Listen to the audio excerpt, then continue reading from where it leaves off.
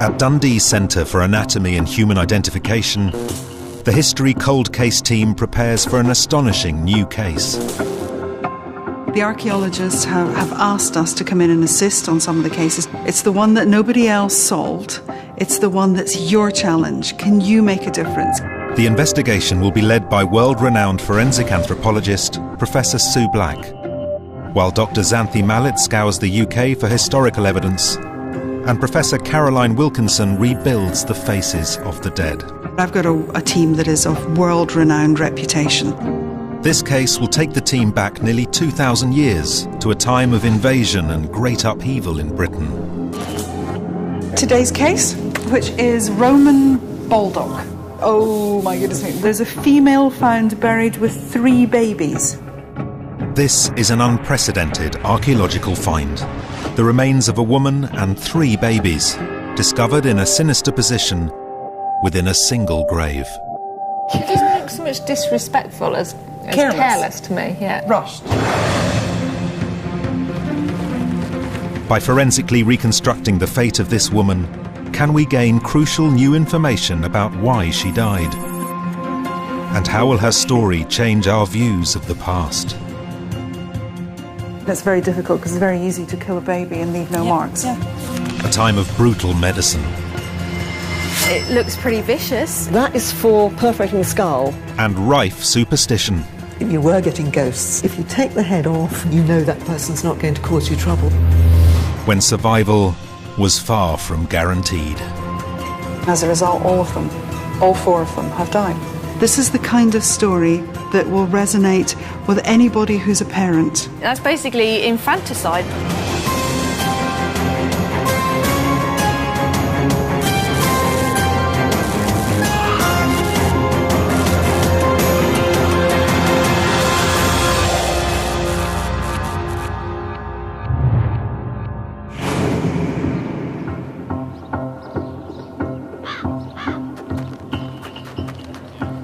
The History Cold Case team has come to Baldock, a Hertfordshire commuter town with a hidden past. They set up their mobile forensic lab on Clothall Common, where people have lived for over 5,000 years.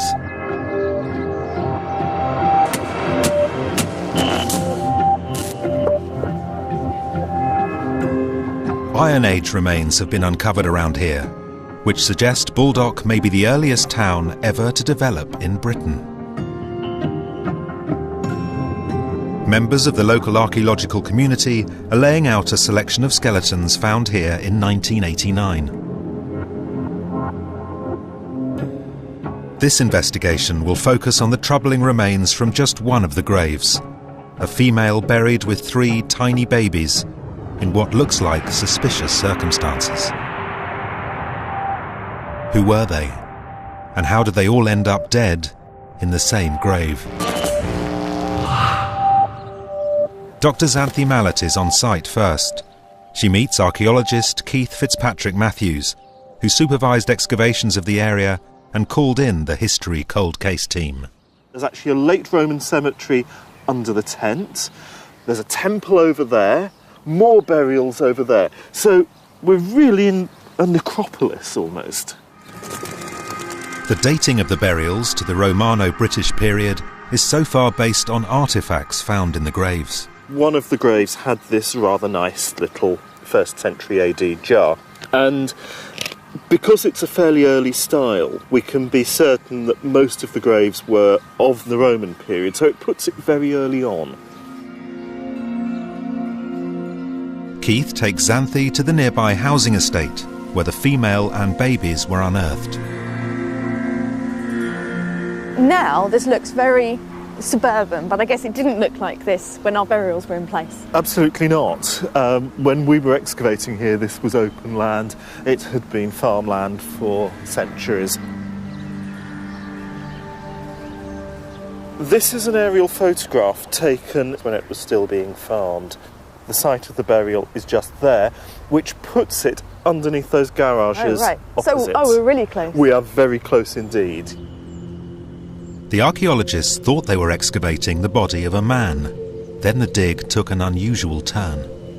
once we'd excavated his grave, it became apparent there was another grave underneath. Oh. And beneath his head and shoulders were the head and shoulders of the woman Right. who was lying at right angles to him. That's where things started to get really interesting, because once we were uncovering her head and upper chest, that's when the first baby turned up. As the dig continued, it became clear there was a second, then a third set of infant remains in the grave with the woman. Finding 3 babies together in a grave this old was an unprecedented discovery. Professor Sue Black flies in from Dundee HQ to see the remains for herself. They're hoping the bones will provide answers as to whether this is a 2,000-year-old natural tragedy or in fact something more sinister.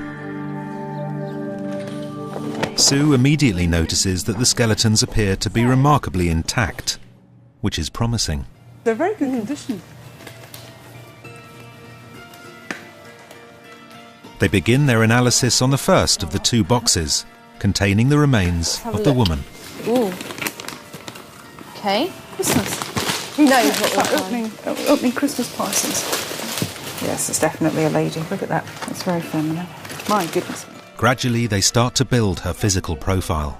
It's a very short tibia.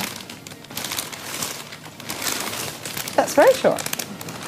We'll have to see how tall she would have been. So with the tib, we're talking, it's coming in at 31. So 31, it's coming just short of 5 foot. So it's coming into the sort of 4 foot 11 sort of range. 4 foot. So very short. So S1 and S2 are fused. So we're over the 20s barrier. We're probably up into the 30s barrier. Yeah, but you know. teeny weeny legs. Apart from that, no pathologies or traumas to. Very feminine mention. pelvis though. So we're happy female, Yeah. happy adult, young Yeah. adult. A woman, only 4'11" tall, in her mid to late 30s, with no obvious cause of death.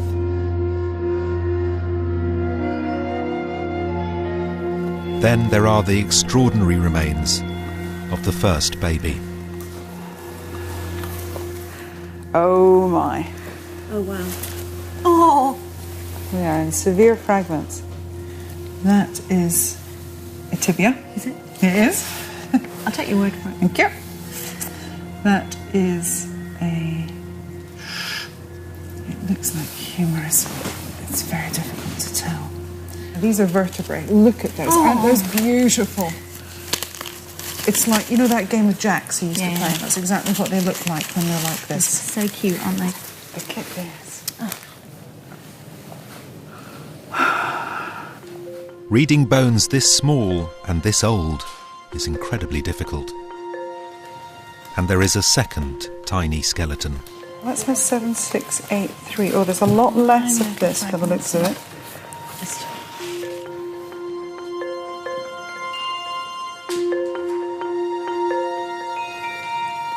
And then the third, recovered from the same grave.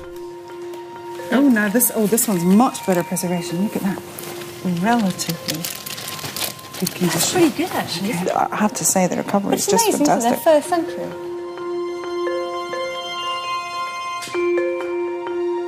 Although Sue is a world authority on juvenile anthropology, she has never faced a challenge like this before. You can't tell if they're boys and girls. No. Because they're not born pink and blue, which if they were would be nice. Forensically, the things that we look for are any injuries on any trauma, anything that may have shown that, you know, the child has been dispatched, as it were. But it's very difficult because it's very easy to kill a baby and leave no marks. Yeah. It's quite an interesting one, isn't it? Who was this woman? Are these her babies? And if so, why would a mother and all 3 babies end up dead and buried together? The team will need to gather every bit of forensic evidence they can muster to prove exactly what happened here.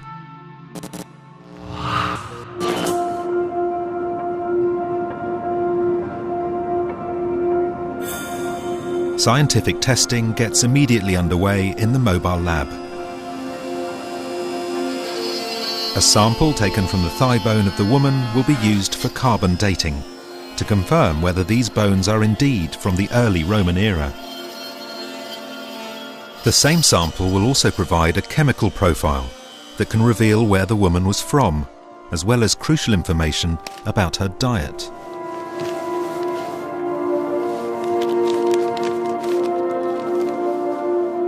And adult and baby bones are also sent for DNA testing.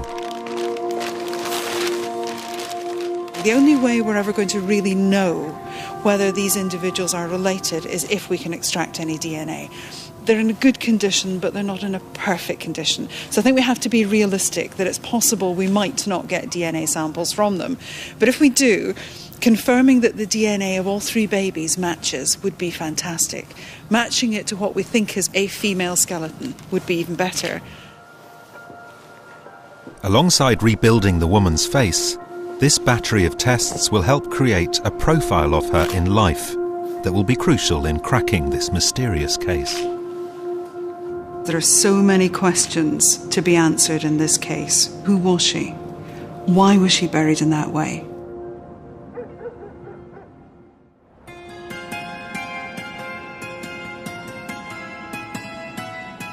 In the meantime, Xanthi's task is to initiate the historic investigation. If our woman lived and died in Baldock nearly 2,000 years ago, what kind of town could it have been? She meets up with Dr. Jeremy Taylor, an expert on Romano-British history. So we're looking at kind of 1st century Baldock. What would it have been like? Bit of a Wild West town. Oh, yeah, really? Certainly at that particular point, yeah. Probably were. Because until they settled down and local government was organised in towns like this, these places, the rules are changing very, very rapidly, and civil government is only becoming re-established in the aftermath of the conquest. So, thinking about it, as if we can see Roman Baldock in front of us, what kind of people are using it in 1st century? They're a magnet for people from all walks of life who are coming as traders, artisans, craftsmen, following in the wake of the Roman army and Roman administration, hoping to make a living. So she could have been from anywhere, doing anything, in essence, then? Pretty much, yeah. It's not what Xanthi wanted to hear. Although our woman could have been a local Celt, she could also have been a Roman, from literally anywhere across the empire. The isotope results will hopefully help to pin this down. None of Baldock's Roman buildings remain. But below the surface of this football pitch are the foundations of what was once a huge temple in the centre of town. Oh, excellent. Oh, look at that. On excavations of temple sites, we find chickens being sacrificed, but also sheep, sometimes pig. Oh yeah, certainly animals, can be. Sheep and goat certainly are sacrificed. This is a centre of religious life here.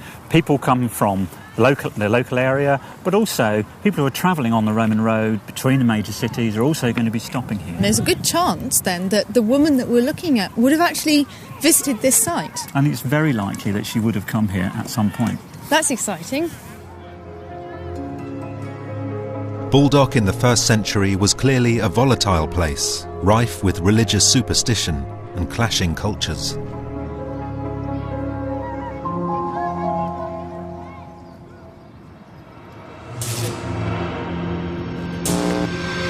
Could the new Roman cult religions that increasingly dominated this area after the conquest in 43 AD have played a role in how our woman and the infants lived and died?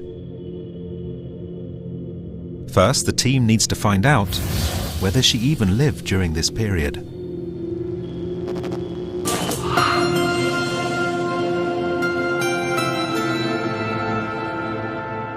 Back at Dundee HQ, Xanthi joins Sue and Professor Caroline Wilkinson to hear the results of the carbon dating tests, which are now back. We're looking at the carbon dating. Previously, the only thing that was dating it was the grave goods, so we had context. They didn't do carbon 14 before? No. Oh, no.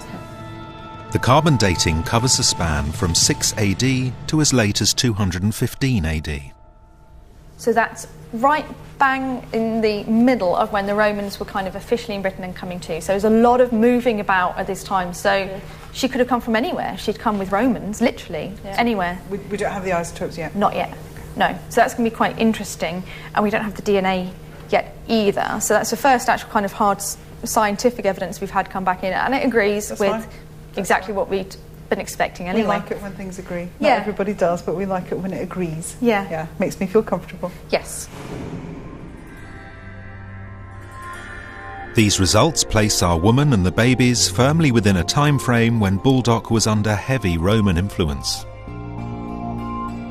By 215 AD, the Romans had brought their entire culture to Britain: legal and political systems, architecture, a vast network of military highways, as well as their social attitudes and superstitions. When the woman's grave was first excavated in 1989, it was singled out as different from the other burials on the same site.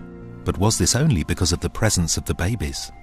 I've actually got a visual that I can show you from the information we've received from the archaeologist, which will really help actually. It's one of these lovely CGI moments. So this is looking at the graveyard. Under these roads? Yes. And where's the rest of the cemetery? The rest of the cemetery is actually partway kind of down here across the road on the other side. What we're looking at there is the male that's overlaying, and then we'll go down a layer. So you can see the baby over the shoulder, the second infant, and the third. It does make you think about things in a slightly different angle. With Mum being laid on her side, is that telling us something about how she's viewed? I don't know. If you look at the male, I think what's interesting is he's on his back in what you'd kind of expect, you know, lying. Well, she is placed differently. I don't know how important actual physical position was at that time, whether that in fact means quite a lot that she's placed like that. There is something odd about the position of the woman's skeleton that's making the team uncomfortable.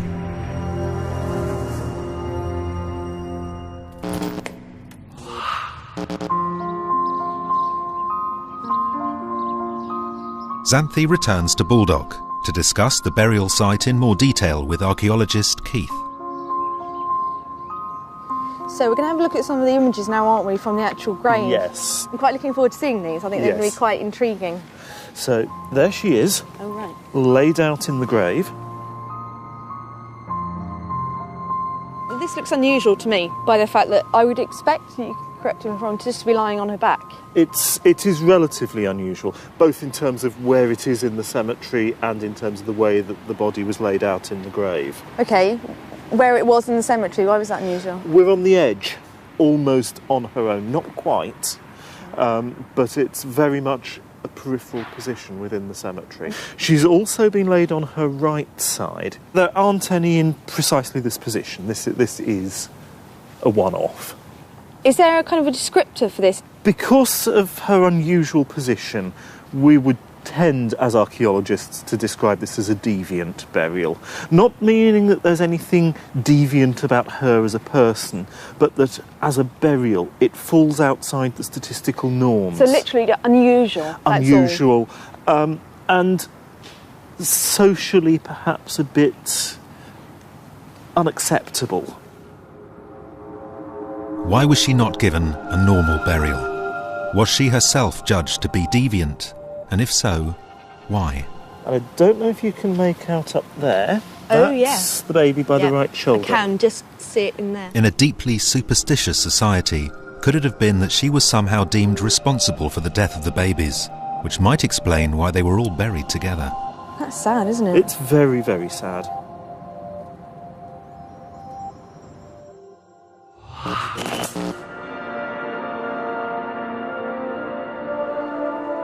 A key part of the woman's physical profile will be provided by Caroline's facial reconstruction.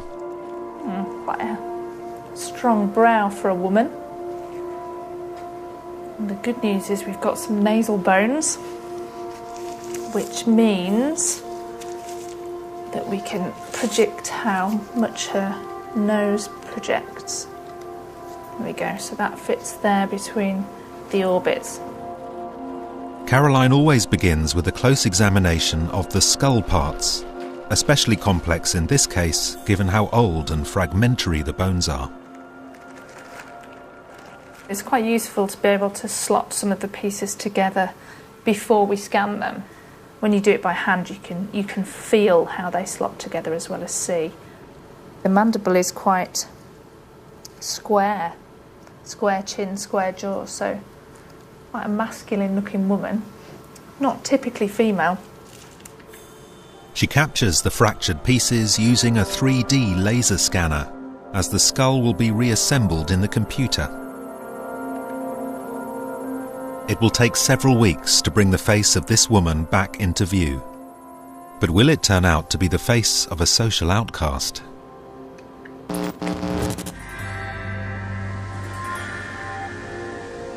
The suggestion is that this woman is dealt with almost as if she's a deviant in some way. Is that supporting the suggestion that perhaps they're outsiders? The whole thing just smacks of a bit of disrespect. And I guess in today's society, I don't quite understand why that should be.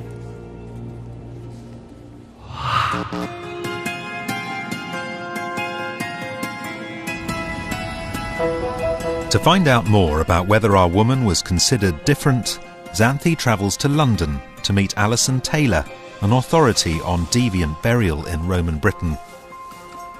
Hi. Hi.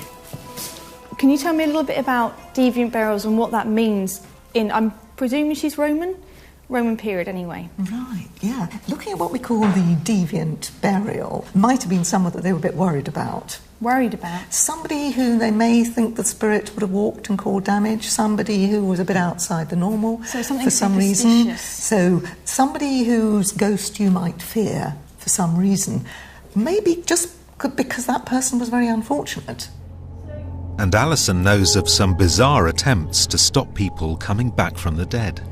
This one looks a bit odd. Yeah. This one has her legs are resting on a horse's head. I wondered what that was.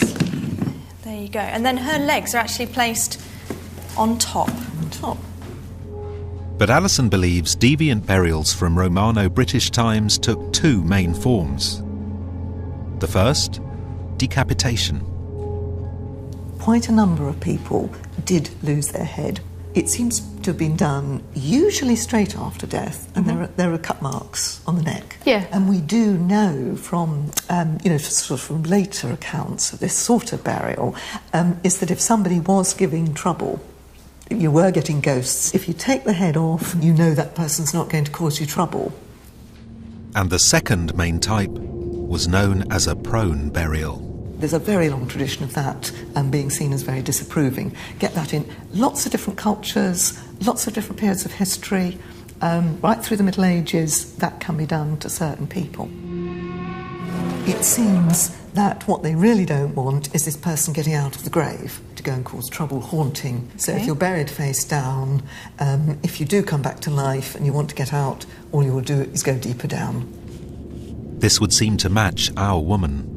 What does Alison make of her burial position?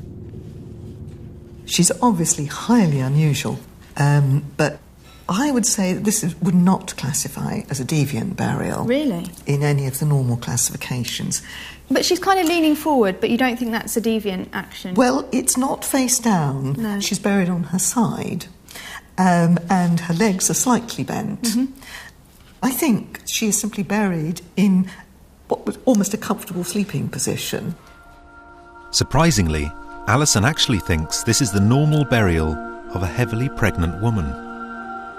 She's just laid in the ground in the most comfortable position. I think you couldn't have buried her face down. No. If she was heavily pregnant, it doesn't bear thinking about. It was probably the most practical, easy and traditional way of treating her. Alison believes our woman was probably not an outcast. She was buried on her side, with all the respect afforded a pregnant woman. But this is the first historical evidence that a pregnancy may have been involved, and none of the babies appeared to be inside the woman. So was she pregnant or not?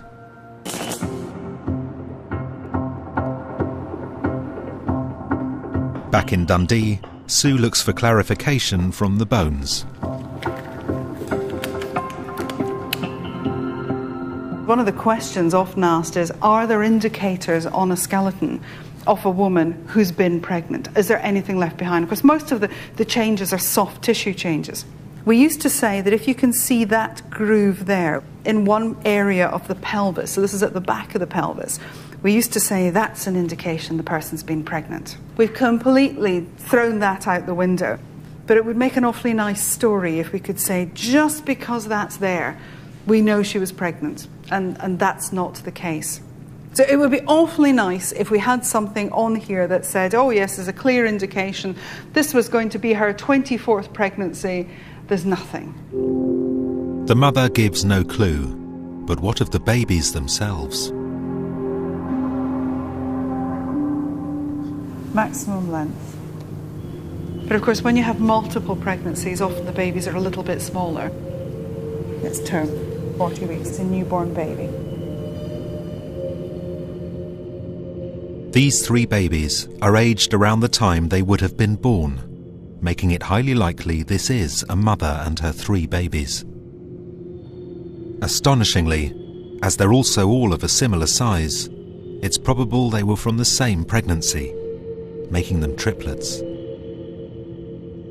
Only the DNA results will be able to prove this beyond doubt, but it brings the bones alive for Sue.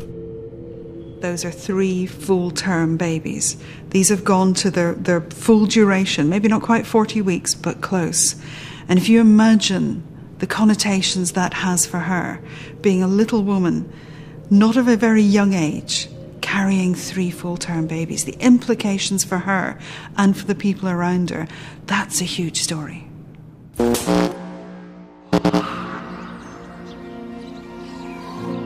It's a crucial turn in the investigation. This could be the oldest archaeological evidence of triplets ever discovered. To find out more, the team must now shift its focus and view this as a multiple pregnancy. Only 1 in 80 pregnancies is with twins, and only 1 in 8,000 is with triplets.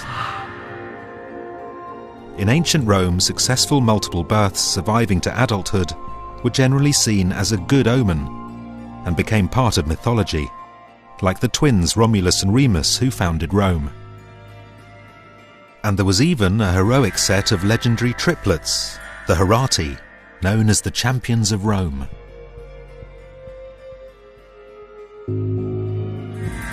But what were the chances of our mother giving birth successfully to triplets in Roman Britain nearly 2,000 years ago?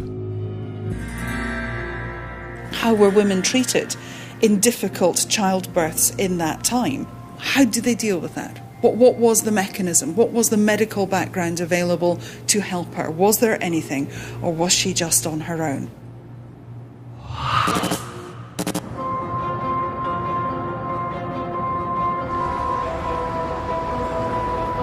Xanthi travels to the British Museum in London to meet curator Ralph Jackson, a leading expert in ancient Roman medicine. Ralph, what kind of level of understanding do they have of the anatomy? Well, this quite good in the kind of harder parts, but not too good in deep inside, in the profound and softer parts. So more superficial anatomy, they were quite bones, bones and superficial anatomy, simply because there was no dissection of human cadavers. This was not routinely done. So internal anatomy was patchily understood. Ralph has a wide array of surgical tools used during Roman times. But it seems like quite a range here. This is what I would expect almost to see in like a field kit now, an emergency field kit, just having a quick look. I think this is one of the amazing things. When you look back and you look forward again, you find that the instrumentation hasn't changed hugely. In the kind of basic kit, you have knives, surgical blades, scalpels, with a huge range of different types of blade. There were a range of probes, and then sharp hooks used for retracting the edges of wounds and incisions. Precision-made tools, beautifully finished. Some instruments would even combine the practical with the divine.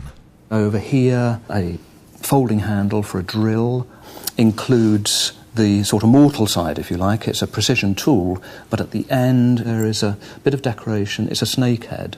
And why would you find a snake head on the end of a drill? It's because the snake was the creature of Asclepius. Asclepius was the great overarching healing god, and if you put his creature on the end of your tool, both the operator and the patient would feel reassured. This is a real combination. It is a real combination of divine and mortal healing. This toolkit, is this a medic's toolkit or is this a midwife's toolkit, and was there any difference? I suppose there was a difference. It is a medical kit. It's a basic kit of surgical tools used for all of the routine surgery. The midwives certainly could have had instrumentation, because although midwives, by definition, tended to look after women expecting babies, they also were expected to have knowledge of other aspects of medicine, and that included surgery. Our pregnant woman in Roman Baldock could have had surprisingly advanced medical care available to her. We had people who came to Britain with written texts that talked about medicine, and some of those will have been connected to childbirth. So we can't deny the possibility of knowledge of classical medicine, the texts, the techniques in Roman Britain, and not just in Roman Britain, but in Roman Baldock. Yet something went terribly wrong. All 3 babies, along with their mother, were in the grave together. Why?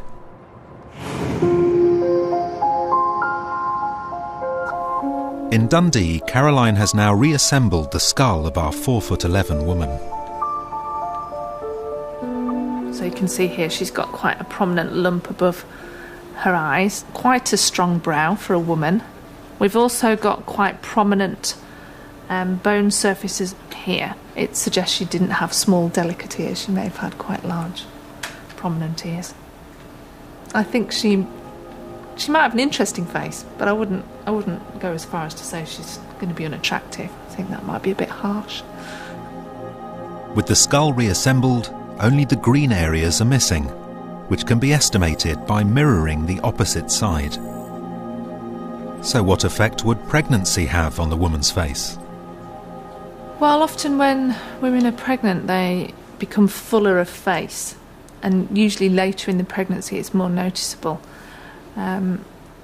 But that's based on contemporary pregnant faces, and obviously we're well fed and pampered in relation to people from this period of time. So I don't know how much of an effect her pregnancy would have had on her face.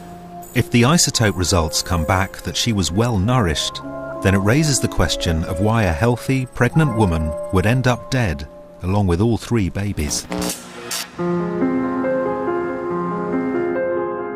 The team now hunts for clues in the baby's burial positions. See the larger baby that was... When excavated, 1 baby was found underneath the woman, 1 between her legs, and 1 near her shoulder. It doesn't look so much disrespectful as careless to me. Yeah. Rushed, careless. Oh, I don't know. I just don't like that. I don't like a baby up on her shoulder, because you wouldn't bury somebody with a baby there. No. You just wouldn't. I think that's an afterthought. It's just an odd placement. One of the babies was found at her shoulder, and I don't quite understand why you would do that. You would think if you were burying a mother with her baby, it might be across her chest, it might be in her arms. There's almost an element of discarding. Is there a cause of death that could explain why all 3 babies ended up dead and appear to be almost discarded?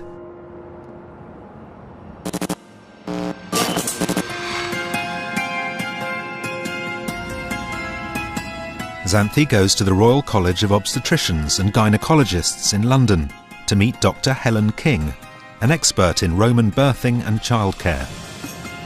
Helen. Hello.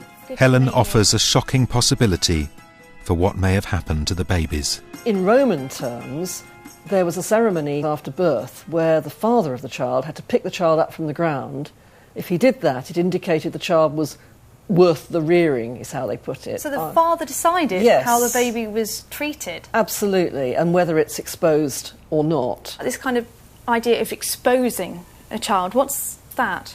Well, exposure means that you leave the child to die after it's been born. And I think although it sounds pretty weird to us, I think in Greek and Roman terms, that's just really a very late abortion. That's basically infanticide if you just abandon a child. In our terms, yes, it is. As far as they're concerned, at least you found out what you've got. You found out the gender of the child, whether it's healthy. Oh, so physical disability. That's right. But also, interestingly, how the pregnancy went.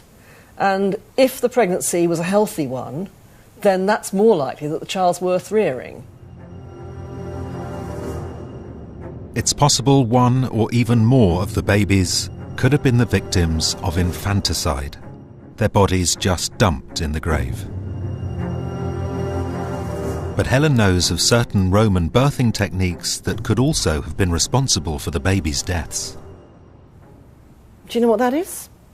Well, my imagination is telling me nothing good.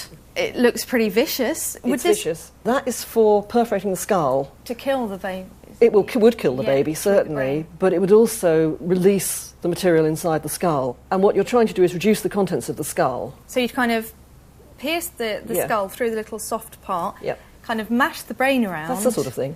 To break it down, so the baby would pass out more easily. So with a head presentation where the head's got stuck, it's just a very large head. This is what you would do. That's what you'd use, absolutely. So basically there's no chance of a baby surviving with that one? No, but there is a chance the mother would survive, whereas if you left the baby there...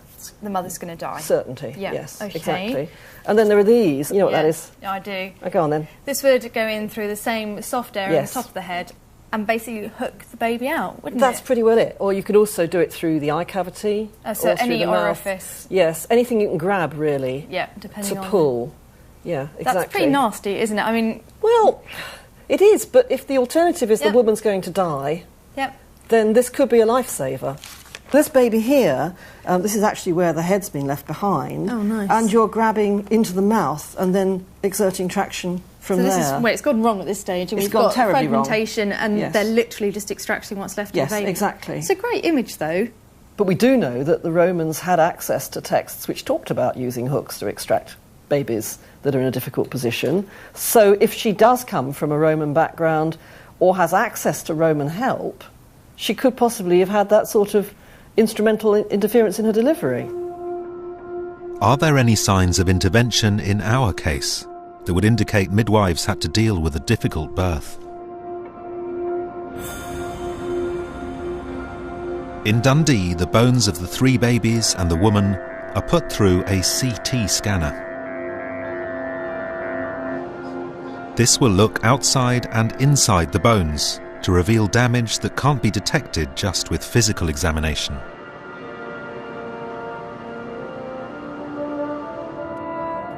Sue then analyses the results with her colleague Ruse. First, they look at the female's scans.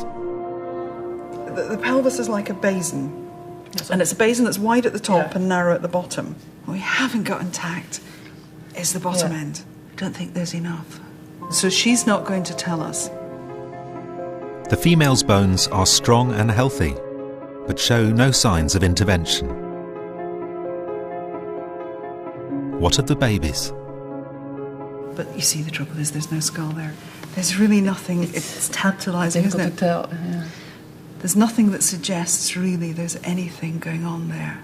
We can't tell from this that she's had any obstetric assistance of any kind. Again, there are no marks on the bones to indicate use of Roman instruments or medical assistance. There's no evidence on the remains of the babies of trauma of any kind that might be associated with somebody trying to assist the birthing process. So mum's not helping us with the birthing process. The babies aren't helping us with the birthing process. It's a frustrating situation.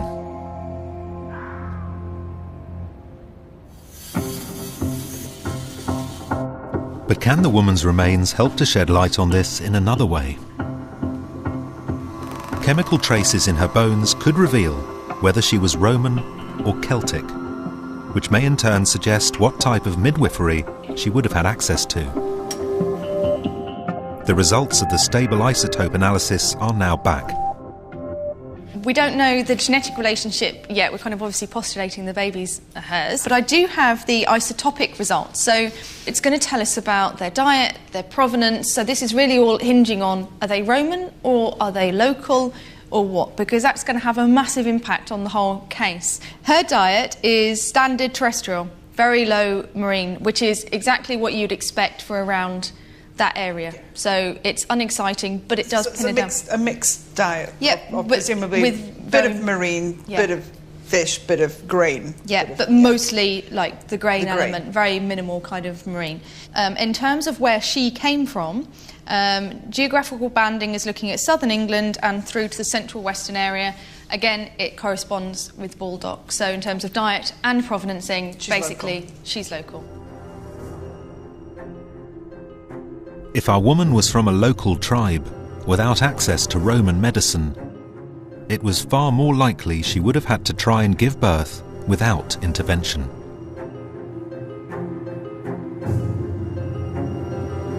Is natural childbirth to triplets now the most likely cause of death for this woman?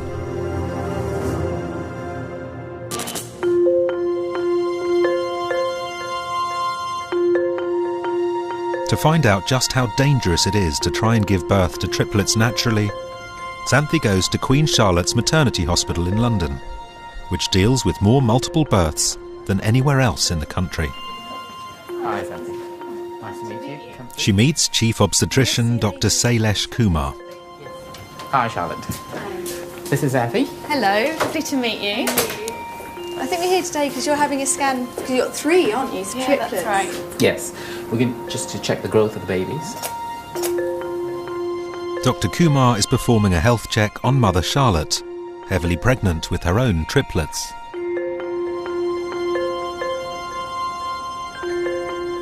How far along are you? 25 weeks and a few days. Triplets grow at the same rate as a single baby, putting much more pressure on the womb. Do they kind of fight for space? I know they kick each other. So this little one weighs about 753 grams. And all the measurements are equivalent to about 25.5 weeks, so pretty much spot on. One of Charlotte's babies is in breech position, meaning feet or bottom down, a much more difficult position to give birth to a baby. How normal is this in triplet childbirth? Is that what you'd expect with triplets? Is one yes. being breech? Yeah. It would be unusual for all 3 babies to be head down, because there's a limited amount of space within the uterus. So frequently you get one baby head down, the other baby lying across, perhaps the third baby in a breech position. So carrying triplets, you'd never give birth naturally? Well, you never say never, but it would be highly unusual these days to deliver vaginally. It's too dangerous? Yes. Yeah. Charlotte's triplets are progressing nicely, but there will be major medical intervention, including a caesarean section to help her give birth. All 3 babies seem to be doing well, Charlotte. And I'll just let you listen to baby's heart rate. But what of our mother and her 3 full-term babies 2,000 years ago in Romano, Britain?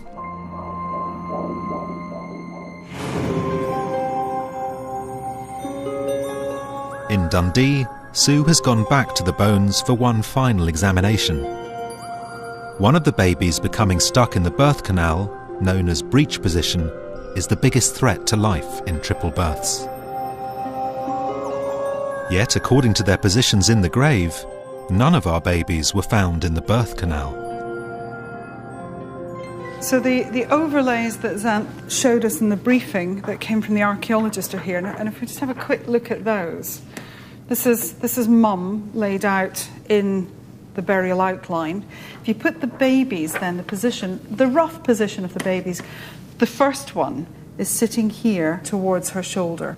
The second baby is sitting down in here, between her thighs, a quite unusual place to find a baby. Quite difficult to explain what that's about. But critically, Sue now believes the position of the second baby, previously thought to have been born and outside the mother, is misleading. Now, if this baby is found outside Mum's cavity, you have to say, well, was the baby born? And not necessarily. Because if what happens, Mum dies while baby is still trying to be born, then obviously that baby stays within the pelvic canal, within the birth canal. As mum decomposes, inside her gut, she creates a lot of gas. And a lot of gas inside her actually causes a rise in pressure inside her abdomen. And she can expel the baby after she's dead because of the rise in gases. But because the baby's decomposing as well, it's much easier now for it to get through the birth canal as well. So that this found outside mum doesn't mean that when she died, it was outside mum. If the baby was stuck in the birth canal, only to be expelled through what's called a coffin birth, this could explain how that baby and the mother died. And there's another revelation. Sue believes that baby number 3 was not found merely under the mother, it was still in the womb when it died. This little person here, nobody ever knew it existed. Because this one was still waiting to be born. This one was still in the queue. This is their secret child. She wouldn't have known it was there. We're the only ones that know that this baby existed. And the breech birth that killed the mother and 2 of the babies could also have indirectly led to the death of the baby that was born, found on the mother's shoulder. If she'd already had one of the babies, that baby would have survived her. But of course, if there isn't anyone to feed that baby, then that could have been an extra problem. But also babies who aren't with mum are in a very, very dangerous position. Even if this baby was born alive, without its mother, perhaps the odds were against its survival, which might explain why it too ended up in the grave along with its siblings. So all 4 deaths could have come from one breech birth. And Sue has an astonishing X-ray from the 1950s that graphically illustrates exactly how a breech birth could have had such fatal consequences. It's a full-term fetus. So there's the baby's head. There's the baby's vertebral column coming down there. There's its leg, or one of its legs, sitting up there with a foot up here. Babies don't bend well in the middle. They really don't. That width isn't going to go through there. There's no space in there. No. And there isn't. And that's just with one that's gone to full term. Now you imagine you've given birth to one already, head down and off it's gone. You've still got this one in here in this kind of a position. And there's a third one in line still waiting to come out. Well, she's not going to do it. So that she's going to spend 2-3 days in labour, desperately trying to push out, getting weaker and weaker the whole time. And eventually she's going to die. And as a result, all 4 of them have died. It's a tragic scenario. But until the DNA shows beyond doubt that the babies actually belong to the woman, it remains unproven.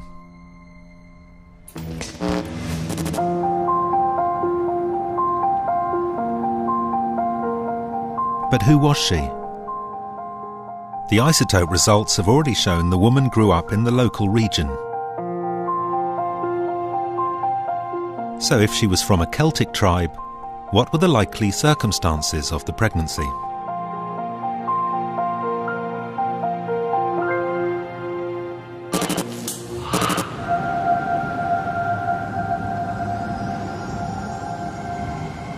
Xanthi goes to the bathhouse at Segadunum near Newcastle to meet historian Lindsay Allison-Jones, an expert on the lives of women in Romano Britain.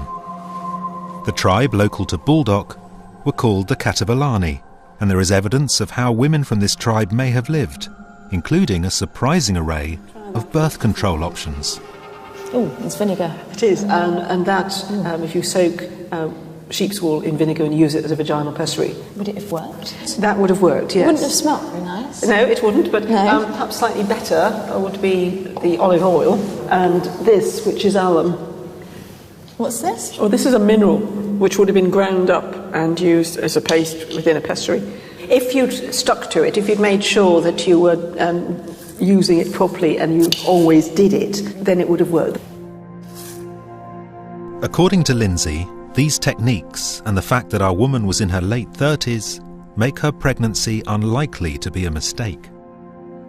Do you think the woman in Baldock would have been married then? Oh yes, most people would have been married. Celtic law saw a marriage between a man and a woman as a partnership, and that they would go through life as life partners. Well, that's very romantic, isn't it? You kind of imagine they would have had loads of children and running around everywhere. No, what is very interesting about life in Roman Britain is that the evidence suggests that they are controlling the size of their families, and most families are having just 2, max 3 children. Would it have been a shock, do you think, because she's that much older to be a mother? It is quite late to be having children in the Roman period, and it may be that this is the result of a second marriage, because second marriages were quite common. But who might she have been married to? Surprisingly, Lindsay thinks it could have been the man buried just above her. The fact that they're actually one on top of the other at right angles and very closely aligned, I suspect, suggests that this is her husband who knows exactly where his wife is buried and wants to be with her. So it wouldn't have been an accident that somebody would have been buried above her? I don't think it was, no. It's a real surprise.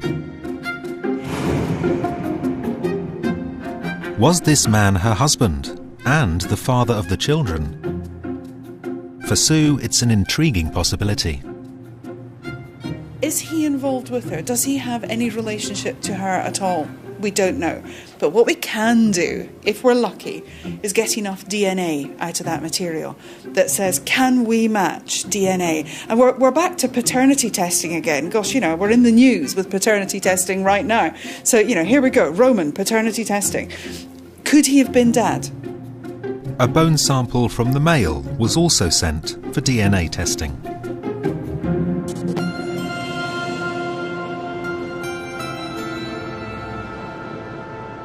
Meanwhile, Caroline is close to discovering what our woman may have looked like. You can start to see her face developing in terms of the overall position of the features and the overall shape. And because she had a normal, healthy diet, that doesn't suggest that she was emaciated. So we're keeping her at normal stature. Because of her pregnancy, she may have had a slightly fuller face, but she's already got quite a square, rounded cheek look to her anyway. I think she might have a really interesting end product face here.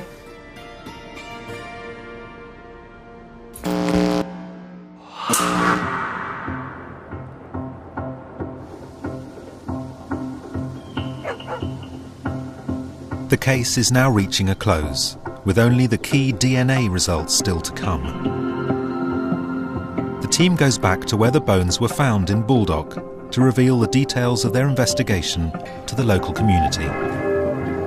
Keen to hear their findings are those who originally excavated the site, experts who have assisted the team, and members of the local community.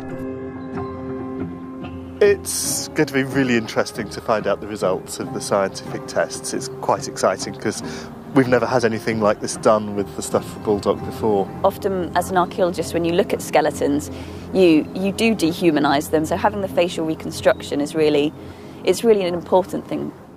To me, this is absolutely what the fusion of history and science and archaeology and medical history and literary studies is all about. This is where it's at. The nightmare scenario would be discovering that the mother isn't the mother of the triplets. Feel free, come and have a look. What you're looking at is special. In fact, it is unique. And we've been very privileged to be allowed to look at these remains. We think we've got some very interesting information to tell you. Sue will reveal what the science has brought to the case. But how will those who've lived with the bones for over 20 years react? The carbon-14 dating that came back for Our Lady was between 6 and 214 AD. So our individuals are unquestionably in the early Roman period. What the isotopes tell us was that in terms of their diet, these are local individuals. They are local to Baldock. But she's in her 30s. She's a late mum. She may well have been very, very heavily pregnant. She's gone to full term. She's gone the full distance. Wow. And she was only 4'11". There's a lot of weight in there. Yeah.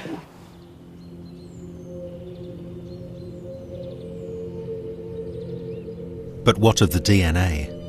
Will these final scientific results prove a familial link between the woman and the babies? There's good news and there's bad with DNA. I have to admit, looking at the quality of this, we said on the day, chances of getting DNA out of this are extremely slim, which just shows how much we don't know. The DNA from baby 2 matches with the DNA from baby 3, which matches with mum. We couldn't get any DNA out of baby 1, which is just so unfair. But what's the chance that that baby doesn't belong? It's highly unlikely. It's got to belong to her. The woman was indeed the mother of the babies, but was the man the father? So, paternity testing? I couldn't get any DNA out of it. I'm so sorry. It's a remarkable story of a mother's struggle to give birth to triplets 2,000 years ago.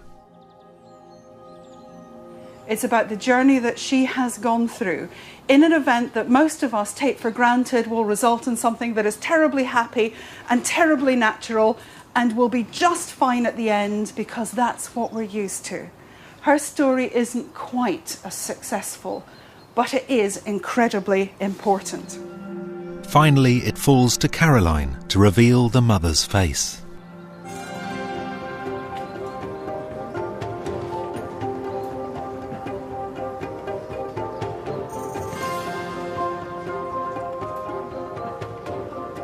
To be able to see her face is really quite amazing. She's striking. She's definitely striking. Yeah, she's very capable looking. The face of a good childbearer. You heard it here. I like her though. There's something engaging about her. But her story's complete. And in the completion of her story, then it's the closure of the case. And I think that we've gone as far as we can. I'm thrilled. Getting those results is just amazing. It couldn't have been better. She couldn't survive that with the sorts of conditions she was living in, with the sorts of help that was available to her, and that's very striking. It sort of rounds off a story that was started 20 years ago, and a mystery and an enigma, and it's given us a vast new amount of information. I think that's great. This case started with a skeleton assumed to be a social outcast, maybe the victim of a suspicious death. But it's ended with the profile of a local, healthy and probably married woman. Strong enough to carry 3 babies to term, but in the end the victim of a simple human tragedy. Pregnant with triplets in a time when the odds of surviving were stacked against her. These extraordinary bones will now be handed back to the community. The only ever recorded case of Romano-British triplets is now closed. It is a sad case. But boy, is she important when it comes to recording how we handled these kind of multiple births. And that story has come from the remains. So we feel very privileged to just have the temporary custodianship of them so that we can work with them. From this point forward, her story will be remembered.